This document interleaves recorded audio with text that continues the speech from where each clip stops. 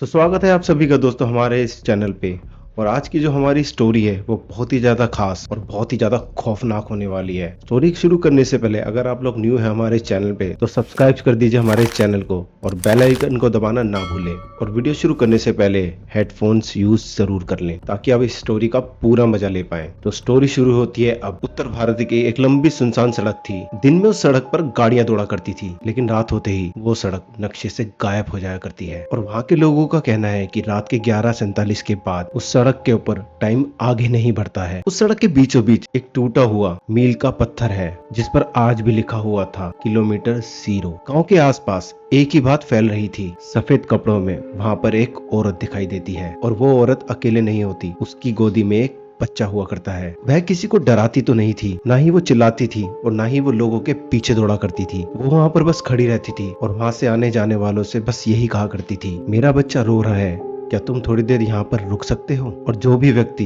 उस जगह पर वहाँ रुक जाता वो सुबह जिंदा नहीं मिलता था। तो ये कहानी है लगभग 18 साल पहले। उस सड़क पर एक बस पलटी थी और उस बस के अंदर एक गर्भवती महिला भी थी। सावित्री नाम था उसका। उस सड़क पर उस समय बारिश हो रही थी और घना अंधेरा था और उस ड्राइवर की भी गलती थी। बस खाई में गिरी और बस में बैठे सब लोग बच गए सिवाय सावित्री। लेकिन सावित्री वह भी जिंदा थी और उसने मदद के लिए चिल्लाया, मेरा बच्चा, मुझे बचा लो। लेकिन गांव वाले, रात और पुलिस के डर से वहां पर उसे बचाने कोई भी नहीं आया और उसी खाई में उसने उस बच्चे को जन्म भी दिया। और उसी जगह पे उसी रात वह दोनों भी मर गए। और अगली सुबह जब पुलिस आई तो उन्होंने देखा सावित्री के चेहरे पे कोई भी डर ही नहीं था और जो दोस्तों उसके हाथ थे ना, वो अपने बच्चे को कस के पकड़े हुए थे। वहाँ के लोगों ने वहाँ पर एक पंडित को बुलाया और उस पंडित ने कहा, यह आत्मा अब कहीं पे भी नहीं जाएगी, यह माँ है और यह माँ यहाँ पर अधूरी मरी है। और उस दिन के बाद से सावित्री की आत्मा उस सड़क से मानो बंध सी गई हो। लेकिन सावित्री वह आम भूतनी नहीं बनी, वह रोती नहीं थी, वह बदला भी नहीं चाहती थी, वह बस वहाँ पर किसी को रोकना चाहती थी, रुको। और जैसे ही उस रात कोई वहाँ पर रुक जाता वह जिंदा लौट ही नहीं पाता था। एक रात शर्मा परिवार उसी सड़क से गुजर रहा था। उस कार के अंदर पति पत्नी और उनका एक 6 साल का बच्चा भी था। और उस समय घड़ी में रात के 11:46 हो रहे थे और तभी अचानक से सड़क के बीच में वह दिखी, वही सफेद साड़ी और गोद में बच्चा लिए। और लोगों की बेटी बोली उसे देखकर, मम्मी वह आंटी बीच सड़क में खड़े होकर रो क्यों रही है। और तभी उन्होंने अपनी कार वहां पर रोक दी। और उस समय सावित्री ने उन्हें कुछ नहीं किया, बस उसने यही कहा, मत जाओ, बस थोड़ी देर यहाँ पर रुक जाओ। लेकिन शर्मा जी ने तभी अपनी कार का एक्सीलेटर दबा दिया और तभी उन्हें पीछे से बच्चे के रोने की आवाजें आने लगी। और उस समय घड़ी की सुई मानो रुक सी गई हो और उनकी कार आगे बढ़ रही थी, लेकिन मानो सड़क खत्म होने का नाम ही ना ले रही हो। और वो जगह बहुत ही जंगलों के बीच से होकर निकलती थी, इसलिए वहां पर उनके फोन के अंदर ना तो नेटवर्क आ रहे थे और उनके मोबाइल भी वहां पर बंद हो चुके थे क्योंकि उन सब की चार्जिंग खत्म हो चुकी थी। और ये बात काफी पुरानी है, उस समय गाड़ियों के अंदर चार्जर भी नहीं हुआ करते थे। तो आप सोच सकते हो बंदा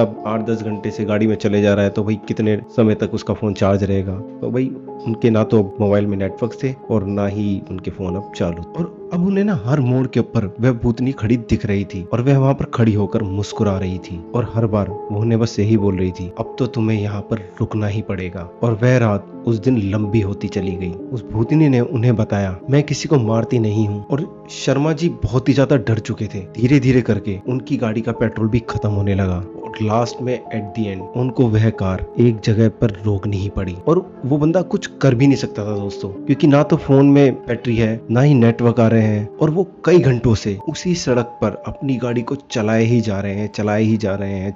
यानी उस इंसिडेंट के बाद जब से वो दिखी, उन्होंने वो गाड़ी करीब करीब उस घंटे में 6-7 घंटे उन्होंने चला दिया। वो जो रास्ता है वो खत्म ही नहीं हो रहा है। और at the and Sharma ji को वह गाड़ी एक साइड से, उन्होंने वो गाड़ी एकदम बीच में तो रोकी नहीं क्योंकि उसे पता लग चुका था कि भाई अब तो ये गाड़ी रुकेगी, मैं कुछ कर ही नहीं सकता। तो उन्होंने वो गाड़ी थोड़ी सी साइड में लगाई और वो रोक दी। और जैसे ही उन्होंने वो गाड़ी रोकी, चारों तरफ एकदम सन्नाटा था, पिन ड्रॉप साइलेंस आप कह सकते हो कि ना उस सड़क पे कोई गाड़ी आ रही है ना कोई गाड़ी जा रही है, सिर्फ और सिर्फ जंगल, ना कोई लाइट है ना कुछ।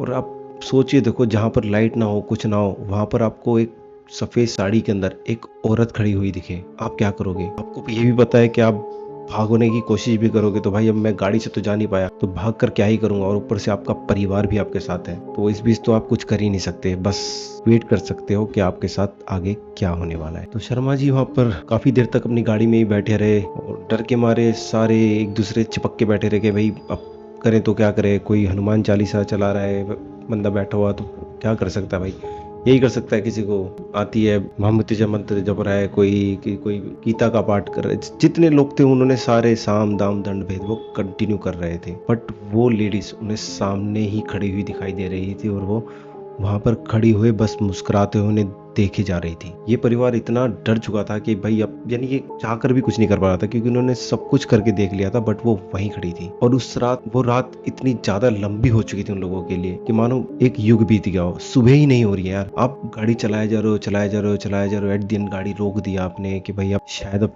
सुबह हो जाए, पेट्रोल खत्म हो गया है, शायद अब सुबह हो जाए, लेकिन सुबह होने का नाम ही नहीं ले रही थी। शर्मा जी ने बहुत हिम्मत जुटाई कि अब तो भाई कब तक हम गाड़ी में बैठे रहेंगे, कि अब मुझे बाहर निकलना ही पड़ेगा। उन्होंने बहुत हिम्मत जुटाई, उनके परिवार वालों ने बहुत उन्हें रोकने की कोशिश करी कि भाई बाहर मत जाओ, वो तुम्हें मार देगी, वो तुम्हें छोड़ेगी नहीं। क्योंकि वो औरत ऐसा नहीं था कि बस सिर्फ उनकी बेटी को दिखाई दी थी। और क्या होता है, स्टार्टिंग में जब मैंने आपको बताया था कि जब उनकी बेटी को वो दिखी तो उनकी बेटी को ही सिर्फ वो दिखी थी, और तब भी उन्होंने गाड़ी रोक दी। और जैसे ही उन्होंने गाड़ी रोकी उन सबको वो दिखने लगी, और अब क्या था, वो उन्हें सबको कंटिन्यू दिखाई दे रही थी। अब जब सबको दिखाई दे रही हो तो सब तो भाई यही बोलेंगे क्यों जा रहा है भाई, और किसी में हिम्मत होगी भी नहीं कि कितनी हिम्मत कर लेगा यार, कितना मजबूत आदमी होगा कि पता है भाई मेरा आज किसी भूतनी से ही पाला पड़ा है, तो कैसे आप बाहर जाओगे। बट शर्मा जी ने उस दिन बहुत हिम्मत दिखाई। ये मान लो कि यार मरता क्या ना करता, सर पे पड़ी थी भाई, अब मैं कुछ कर भी नहीं सकता, ना तो मैं भाग सकता हूँ, परिवार को छोड़ के भी नहीं जा सकता, परिवार को लेके भी नहीं भाग सकता, कब तक भागूंगा, ये पीछे ही नहीं छोड़ेगी, ये तो हर मोड़ पे दिख रही है। गाड़ी की स्पीड उन्होंने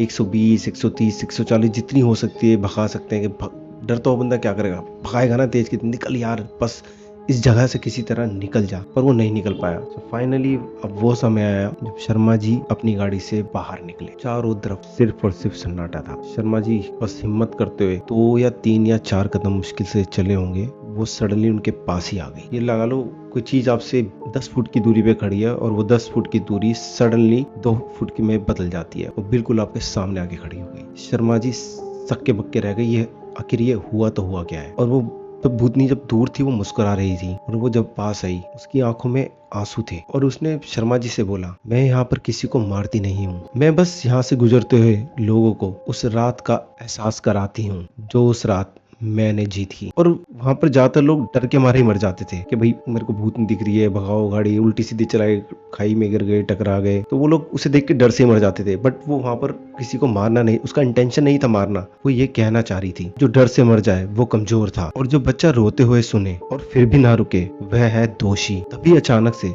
शर्मा जी की जो बेटी थी जिसने उसे पहली बार देखा था, वो गाड़ी से अचानक उतरती है और वह उस भूतनी के पास चली जाती है। उस बच्चे ने उस भूतनी को देखा और कहा, आंटी मैं रुक जाती हूँ उस रात। और उस बच्चे की बातें सुनकर वह भूतनी रो पड़ी, और उसके रोते ही सड़क एकदम से गायब हो गई। जो गाड़ी रुकी पड़ी थी वह चलने लगी, पर वह भूतनी कहीं गई नहीं, वह आज भी वहीं पे है। लेकिन अब वो वहाँ पर हर किसी को नहीं रोकती, वह सिर्फ उन्हें रोकती है जो मदद की आवाज सुनकर भी आगे बढ़ जाते हैं। और दोस्तों कुछ आत्माएं सिर्फ बदले के लिए नहीं लौटती, कुछ आत्माएं इंसानियत ढूंढने भी आती हैं, और जब उन्हें इंसानियत नहीं मिलती तो वह आत्माएं भूतनियां कहलाती हैं। सो आज की जो स्टोरी है वो यहीं खत्म होती है। और आपको हमारी स्टोरी पसंद आई हो तो उसे लाइक करें, कमेंट करें, और अगर आप न्यू है हमारे चैनल पे तो हमारे चैनल को सब्सक्राइब करना बिल्कुल ना भूलें। Bye bye.